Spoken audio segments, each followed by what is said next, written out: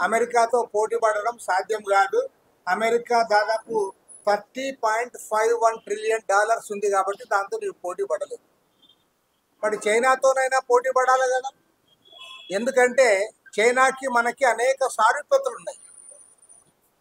చైనాకు మనకు సారూప్యత ఏమంటే 1947లో మనకు స్వతంత్రం వచ్చింది, మనము సొంతంగా పరిపాలనలోకి వచ్చాం.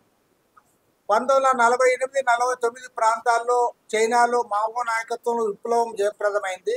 వారు అక్కడ అధికారాన్ని చేపట్టారు. ఇంకోటి ఏమంటే రెండిట్లో కూడా జనాభా రీత్యా చూస్తే కూడా వాళ్ళు 140 కోట్లకు పైగా ఉన్నారు, మనం 140, వాళ్ళకంటే కొద్దిగా ఎక్కువ ఉన్నాం. అంతకుముందు మనకంటే వాళ్ళు కొద్దిగా ఎక్కువ ఉండి ఇప్పుడు వాళ్ళ కంటే మనం ఎక్కువ.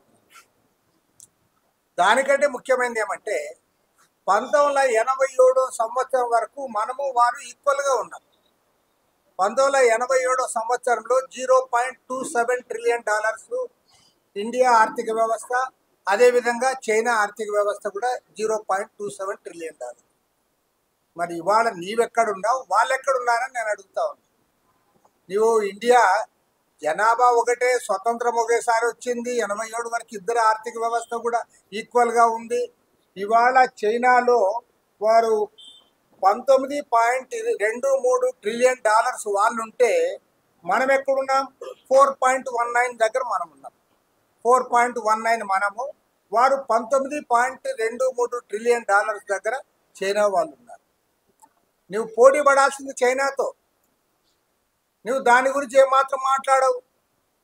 దాని గురించి మాట్లాడకుండా మీరు మొత్తము డబ్బాలు తీసుకొని బయలుదేరినారు. ఓకే, పవన్ కళ్యాణ్ మాట్లాడినా అంటే పాపం ఆయన నిన్నగాక మొన్న అధికారంలోకి వచ్చాడు, అతనికి అంతంత మాత్రం తెలుసు అనుకుంటాం. ఈ చంద్రబాబు నాయుడు గారికి ఏమి, మరి నాకు ఆర్థిక విషయాలు తెలుసు, ప్రపంచం తెలుసు, అన్ని తెలుసు అని చెప్తావు. మరి నీవు కూడా అదే మాట్లాడుతూ ఉన్నావు, నీవు అదే చెప్తా ఉన్నావు. మీరు ప్రజల్ని మోసగిస్తూ ఉన్నారు, తప్పుదారి పట్టిస్తూ ఉన్నారు. క్లియర్గా చెప్తా ఉన్నాం. ఇవాళ భారతదేశం అభివృద్ధి అయిందని మీరు ఏదైతే చెప్తా ఉన్నారో అది ఏ రంగంలో అభివృద్ధి అయిందో చెప్పమని మేము అడుగుతా ఉన్నాం. ఇవాళ 2014లో నరేంద్ర మోడీ ప్రధానమంత్రి అయినప్పుడు మన దేశానికి ఉన్న స్వదేశీ అప్పులు, విదేశీ అప్పులు అన్నీ కలిపితే 84 లక్షల కోట్లు. ఇవాళ ఈ 10 ఏళ్ల తర్వాత చూస్తే 224 లక్షల కోట్లకు పెంచారు. 84 లక్షల కోట్ల నుండి 224 లక్షల కోట్లకు పెంచిన మాట వాస్తవమా కాదా? కాంగ్రెస్ గవర్నమెంట్ ఉన్నప్పుడు మీరేమన్నారు? మన రూపాయి విలువ పడిపోయింది, ఒక డాలర్కి 60 రూపాయలు ఇవ్వాల్సి వస్తుంది అని చెప్పారు. మరి ఇవాళ ఎంత? ఇవాళ ఒక డాలర్కి 85 రూపాయలు.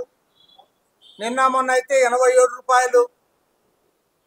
రూపాయి విలువ మరి పెరిగిందా తరిగిందా? దానికి సమాధానం చెప్పండి మీరు.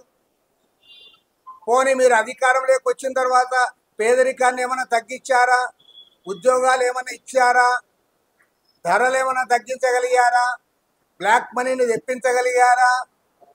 మీరు ఏమీ చేయకుండా దేశాన్ని అప్పుల పాలు చేసి రూపాయి విలువ పడిపోయేటట్లు చేసి ఇవాళ ప్రపంచ దేశాల్లో నిన్న జరిగిన పాకిస్తాన్ యుద్ధంతో ఉన్న మర్యాద కూడా మీకారు మీరు.